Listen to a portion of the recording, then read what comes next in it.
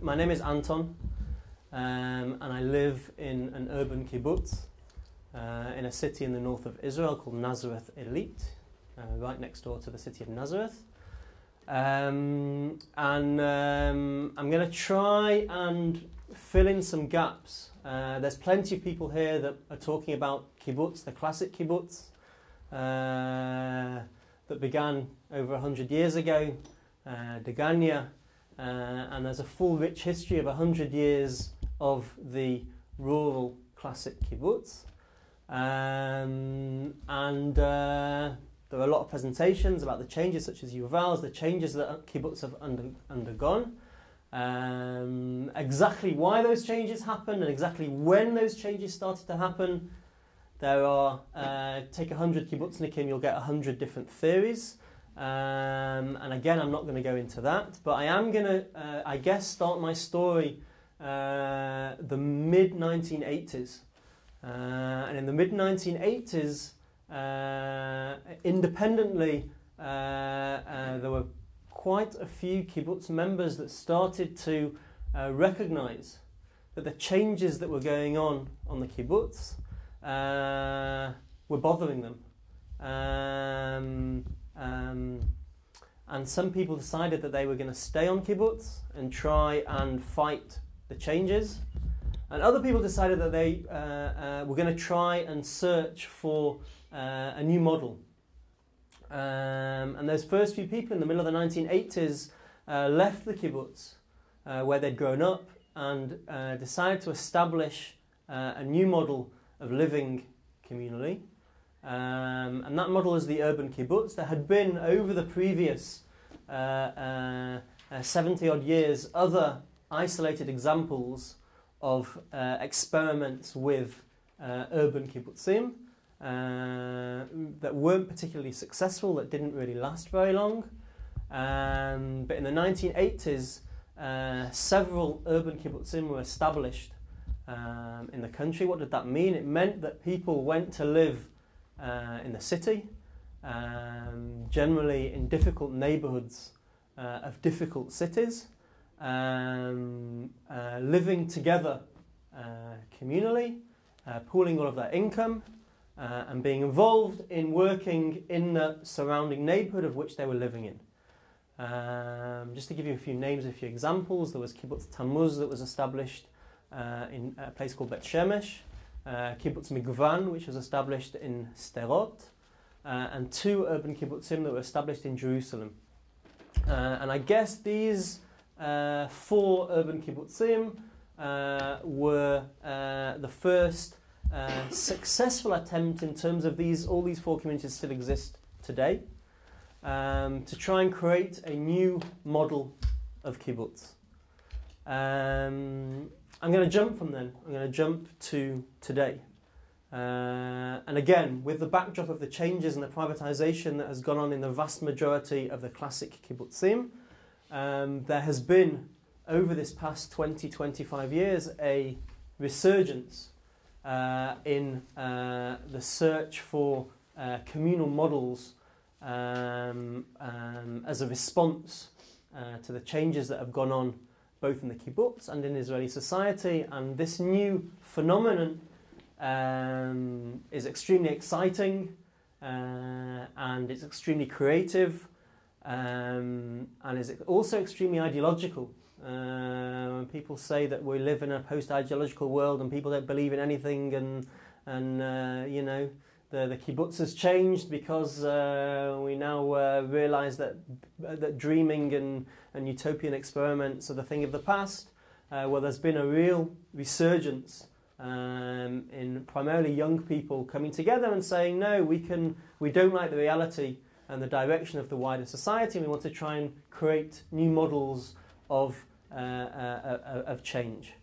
So what I'm saying is this wider phenomenon includes all sorts of different models. There are Ethiopian communities, there are very religious communities of people coming together, and I'm going to talk about a subset, I guess, of this new stream of community living.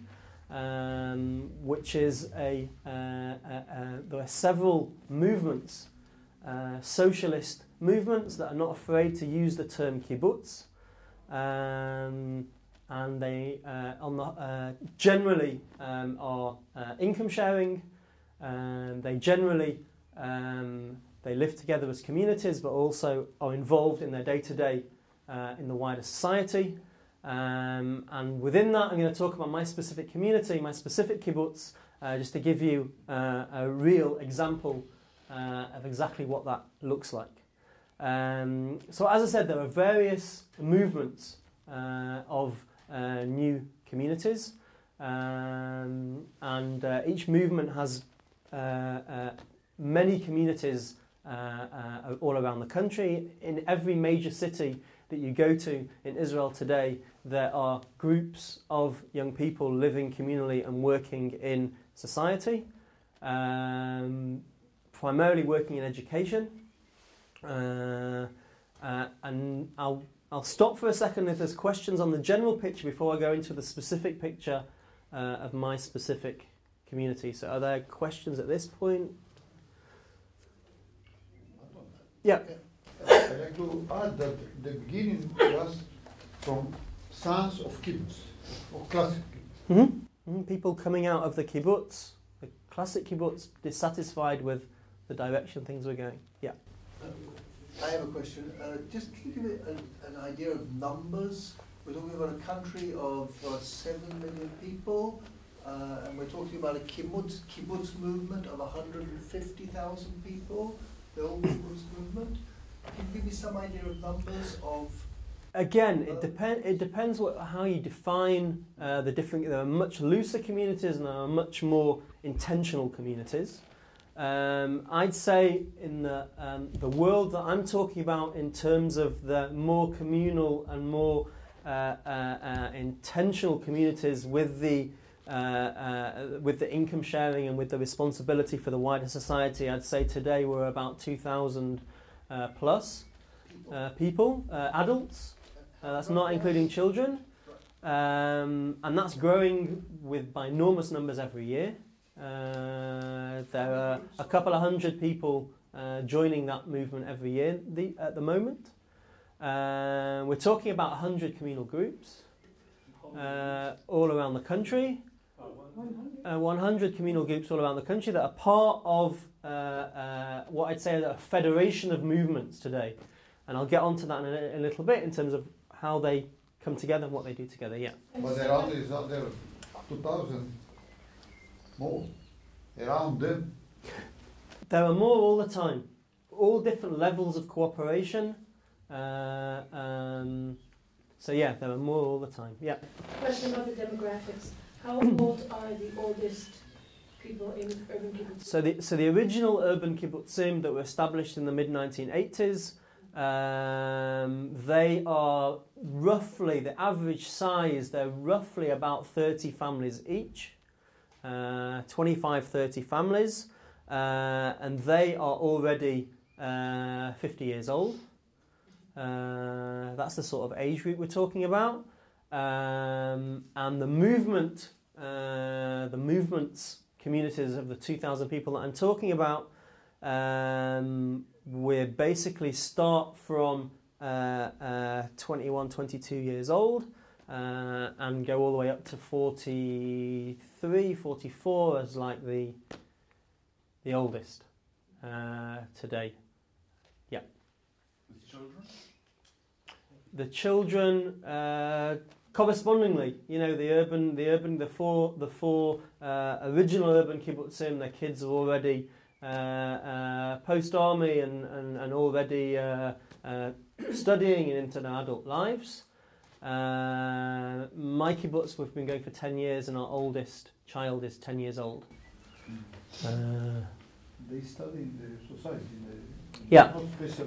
What are the differences between the ideological or ideal differences between your urban kibbutz and the classical kibbutz we had in the 50s, 40s, 50s? It's only that you have not no more the Zionist idea, or what is the difference? No, I think one of the things that that we're fortunate about is that we have 100 years history of successes and failures of the kibbutz movement from which to learn. And we very much see ourselves as a continuation of the kibbutz legacy. There's a rich history there, and there's something very beautiful, and there's something that we very much take our inspiration. More often than not, our inspiration comes from the 1920s and 30s as opposed to the 1990s and 2000s. In terms of, thinking about those original motivations and the pioneering spirit and the taking responsibility for the wider society. I guess those are the things that we have in common with those early days, which is about saying we've come to create a more just society. How do we do that, and how do we take responsibility for that? And again, that comes with the balance between building a community internally and creating an equal society and a tolerant and a more just relationships within us, and the balance between that and actually taking responsibility for the surrounding society and all of the issues that the surrounding society has. So I guess in lots of ways we're very similar. I'd say the needs of the country in the 1920s and the 1930s was about agriculture, was about settling the land, was about defending the borders, and Israel of today is not in that place. There's an army to defend the borders. There are already population centres, and agriculture is not exactly the way to build an economy. And today, likewise, we look around the society and say, what is needed? Unfortunately, there's poverty, there's violence, there's racism, there's huge income gaps, the education system is crumbling, and these are the missions that we have taken on to impact and influence the surrounding society. So it's about recognising the needs as it was for the old kibbutz, and I guess one of the critiques that we have of the old kibbutz is that outward-looking, taking responsibility got a bit lost along the way. And I think that's why the people that started waking up in the kibbutz in the 1980s, hold on a minute, this isn't what we were about, this isn't our reason for existing, is, looking who gets what and who gets, I need to have my own wage and I need to have my own house and I need to have my own whatever. It was sort of trying to recapture, what we're trying to do is recapture that spirit of not just for myself, but taking responsibility for the wider society. Yeah, I think one of the failures, or perceived failures, of the traditional kibbutz was a failure to adapt to the increasing cultural diversity in Israel, and became seen as kind of an Ashkenazi European institution that didn't really kind of integrate the new waves of immigrants, from Jewish immigrants from Arab countries, Ethiopian countries, and other countries. Is there kind of more of an awareness and an attempt to be more culturally diverse within the urban kibbutz movement? I think one of the major differences and the ways in which we are dealing with those questions is that we're placing ourselves within disadvantaged cities, disadvantaged neighbourhoods. We are living within Israeli society. We're sending our kids to the same educational frameworks, which I think is one of the keys of really being part of the place that you live. And the projects that we run are within the neighbourhood with, kids from all different backgrounds. So that's part of the idea, is to, as opposed to building a fence around the community, we're actually taking those fences down and living in the places that we live. Or what about the membership itself? The membership, there are all sorts of different communities that cater for different cultural needs. There are some very interesting experiments attempting to facilitate communities, Arab communities, and including all sorts of people from all sorts of backgrounds. There are, within these communities, people from Russian backgrounds, people from Ethiopian backgrounds, people from different places. I have to say that the movements specifically come from a very specific background. still very much the white middle class background, and that comes from a place where most of the people grew up around a youth centre, part of the youth movement, and those centres were situated in very specific neighbourhoods. There's a bit more diversity today than there was, but that's an ongoing challenge in terms of how do you integrate and how do you create a place which is safe for everyone. And certainly in our activities, there's a huge range of backgrounds and socioeconomic levels and languages, and so yeah, it's a challenge. Let's take a couple more questions, and then I want to move on and talk about specifically my community. Okay, I'm curious about the economic model. It seems that the classic kibbutz is very self-sufficient, well, at least agricultural as a base. But it seems that when you talk about income sharing, how does it actually work in an urban kibbutz? Okay, I'll get on to that when I start talking about my kibbutz. I'll answer your question. Yeah. I wanted to ask about the location. How did choosing this particular location reflect your ideas and how you can fulfill them or materialize them? Okay, Particular place. Okay. I wanted to ask about the housing. How you can accommodate 25 to 30 families in what framework? Okay. The urban kibbutzim, the original 4 urban kibbutzim, initially moved into a big block and lived in apartments in a public housing block, while they looked for money for ways in which they could build their own complex. Specifically, 2 communities in Bet Shemesh and in Sderot actually managed to build their own purpose-built urban kibbutz. Kibbutz Tammuz built apartments around a central common space, and they have their separate units and their communal spaces as well. That's Tammuz. In Migvan, they actually built their own street houses around a cul-de-sac, and they managed to find the money to take mortgages and together build these units. In fact, at Tammuz they have a very interesting model that they took mortgages, but they don't live in the house that they have. Each member has a mortgage on another house that another member lives in, which was part of their how to do it together. I'm going to move on. I'm going to answer these 2 questions. I'm going to move on and talk about my specific community. Our urban kibbutz is the biggest kibbutz in the world. Yes, we are 80 adult members and 40 children. We got together 10 years ago, started building 10 years ago, the community. And basically another thing that we learned from the classic kibbutz was that a community of 300, 400, 500, 1,000 people is very, very difficult to foster a level of trust and openness and understanding of one another's needs. And we were looking at different ways in which to create more intimacy. And so the kibbutz is if you will, a group of groups. We're made up of 8 living groups, for want of a better term in English. Those living groups have roughly about 10 adult members in each group. And those 10 adult members in each group meet together, eat together, and make decisions together, have a level of economic cooperation. They run their finances together as a group.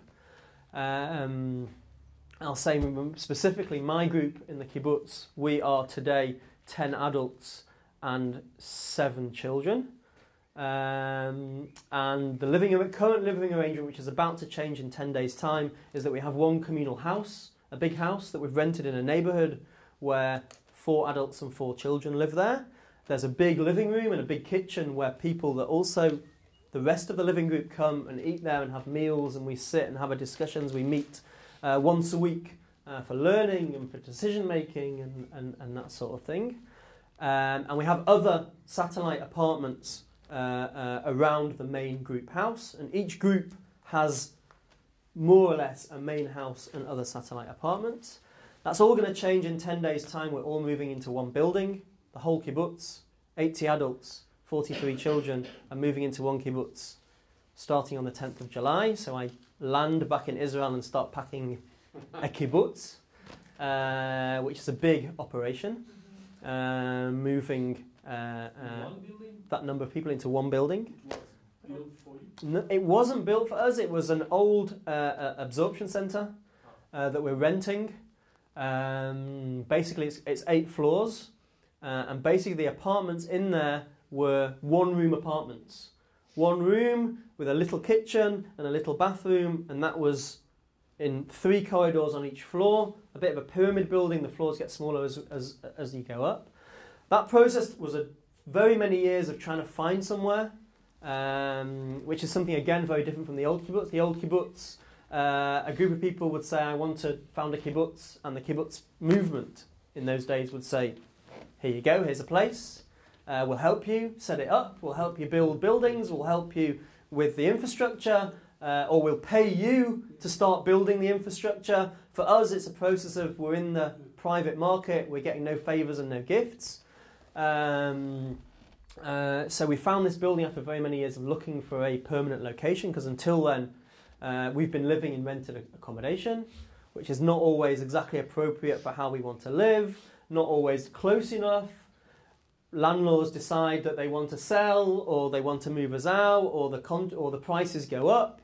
And so where we're living now, what we did was we went around using agents and knocking on doors, and we found as many apartments as we could, and we clustered on a map. We put pins in a map to work out where each living group was going to live as close as possible to one another. That's how we did it. Now we're all in one building. So as I said, they're all small one-roomed apartments. We built over many years a model of where the different living groups were going to live in this building, which floor was which group. And then we started doing the work of knocking down walls, bigger apartments, group spaces, kibbutz spaces, all the different functions that we need as a community. We're doing all the work internally. In terms of, I'll get to the 2 questions before, because we're running out of time. In terms of finances, all of the finances of the kibbutz comes into one pot. There are various expenditures which come directly out of that pot, such as the bills, electricity and water and rent and transport and mobile phones and internet and all that sort of stuff comes straight out of there. Other monies goes to our various projects that we've set up, and then each group gets a budget according to the number of adults and number of children, and then each group internally runs that fund however they want to run it. Some of them have budget for each member of the group. My group has literally a biscuit tin with cash in it, like the stories that you hear from the kibbutz of the 1920s. So we have literally a biscuit tin that people can take money when we need. So those are the finances of the kibbutz. And the question over here was, why did we choose the location? Specifically because we wanted to be in the periphery, where we feel that we're needed the most. There's a huge gap between the wealth of what goes on in the centre of the country and what goes on in the periphery. Again, very much like the old kibbutz that went to the periphery of the country because that was the place where they were needed. So we're in Nazareth Elite, which has got, it's one of the poorest cities, in the poorest neighbourhood in one of the poorest cities. Because we believe that we can change the neighbourhood in which we live in by being there, by being active, by working with the youth, by going into the schools. Both our kids go to the schools and we teach in the schools. And for us, it's part of what we're about. It's about changing the reality of the place that we live, and to know that we're part of a movement, that there are other communities and other cities that are doing the same thing, and there's communication between us. hopefully, generally, our vision of affecting Israeli society is something that we're doing day to day. Thanks. More questions? Another question or not? Another question. You don't explain the income. Who asked? Where does the income come from? Just from different jobs? The income comes from basically there are 90% of members of the kibbutz and my kibbutz work in education, in educational projects that we've set up. Each of those educational projects, we build a budget, we approach the Ministry of Education, we approach the local municipality, and within those budgets are wages for the people that work in those projects. So that's one source of income, it's the projects which we run.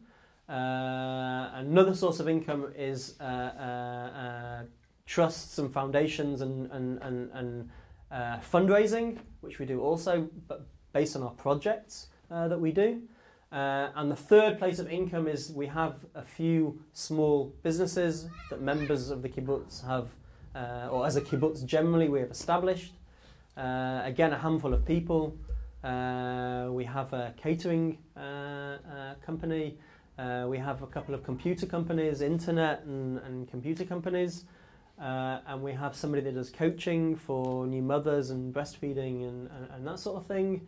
Very few small people that want to be part of the kibbutz and want to be part of what we're doing and have found different ways to match that with what they do. We've also got social workers that work outside and we've got quite a few people that work also in the surrounding area. We've got a youth movement also that we take responsibility for, that people work and bring a wage from that. So whether you work within our projects or whether you work outside, all of that money is pooled. A lot of it we ploughed straight back into our projects. We have a very modest standard of living. We choose to invest in the things that we're doing. Do you need a permit of kibbutz in the urban system, like zoning? So legally, when the changes started happening in the kibbutzim, the laws also changed. The laws of cooperative societies. It's something which has always been on the law books in Israel, and three categories were established. One is the renewed kibbutz, the more privatized kibbutz. The second one is the kibbutz that is trying to continue the path, the shared path, the communal path. That's the communal stream. And the third legal definition is the urban kibbutz. And so now the urban kibbutzim and our kibbutz are recognized by law as an urban kibbutz. That has various implications, and so yeah. Thank you very much.